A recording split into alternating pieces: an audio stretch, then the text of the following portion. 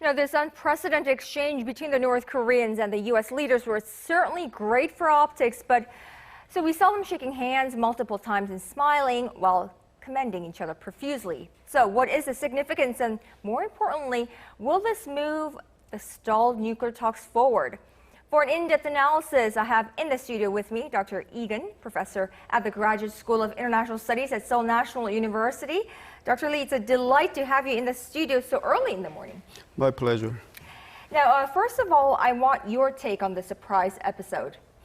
Well, I think this historic and legendary event was by President Trump, for President Trump and of President Trump in front of the global audience, including American audience and his own political base in the USA. However, I think this was a very meaningful event because the two leaders from North Korea and the USA jump-started the halted process again. And they also show that the situation on the Korean Peninsula is under control. So the train, which is called denuclearization process, is not completely derailed, and that is a very hopeful sign.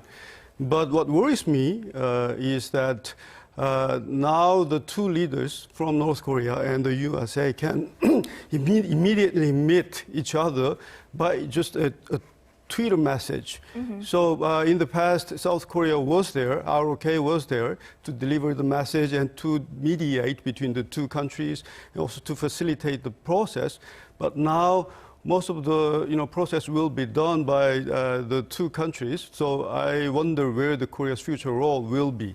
But I again have to emphasize that this is a good sign because the two leaders were able to see each other again. So that is exactly my next question. Mm-hmm. I want to take note of President Moon's role from yesterday. He basically volunteered to be the facilitator in all this. Mm-hmm. He himself said the focus of yesterday would be Mr. Trump and Mr. Kim. So what kind of a role do you think South Korea will have to play from here on forth? Well, I think that's a very important question. It's very tough. President Moon took a very low-key position.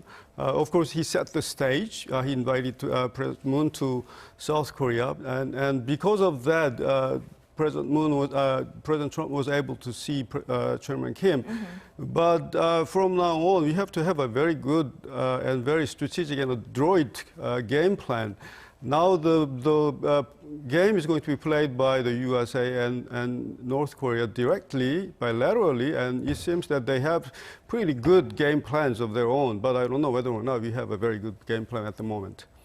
So we'll have to see where South Korea is basically situated in all this. Mm-hmm. So does this friendly meeting between the two sides, is it just great optics, or will this significantly somehow impact the nuclear impasse that the two had been in the last several months after Hanoi? I think 90% optics and 10% real business. And real business is about how to renegotiate the denuclearization negotiations, and there are a lot of problems to be solved and left to be dealt with by all the major parties, and one of them is how to exchange between sanctions relief and the so-called FFVD. Mm-hmm. North Korea is not yet ready to give all the nuclear weapons and nuclear programs and nuclear materials until they see very meaningful sanctions relief is in the offing. Mm-hmm. And on the other hand, the USA is not ready to give any sanctions relief until they see the FFVD. So it's very difficult to find the overlapping area. So whether or not South Korea can come up with a very good, creative, strategic plan to make them agree upon those things, I think that's going to be the key point in the future. Mm-hmm. I mean, President Trump, even yesterday, after his 53-minute long mm-hmm. discussion with Chairman Kim, he did say the sanctions are still in place and he's very comfortable leaving it there until mm-hmm. things are done by the North Koreans right. for him to lift those sanctions. Now, finally, working level talks are in the works. according to Trump. Now, what do we expect from here on forth? What kind of a working level talks and how speedily do we expect that to go on? And what about a third official summit, or maybe fourth, if we call this a third? Yeah. The fourth one, Trump invited Kim to D.C., so. Well, I do think the working level negotiations will be very long and winding road. There are, again, as I said, there are so many things to be negotiated. And first of all, they have to find a common area where they can meet with each other. Now we are going back to the more classical diplomatic grammar, where working levels are leading the negotiation, and the summit meeting, or the leaders are waiting to sign the negotiated documents.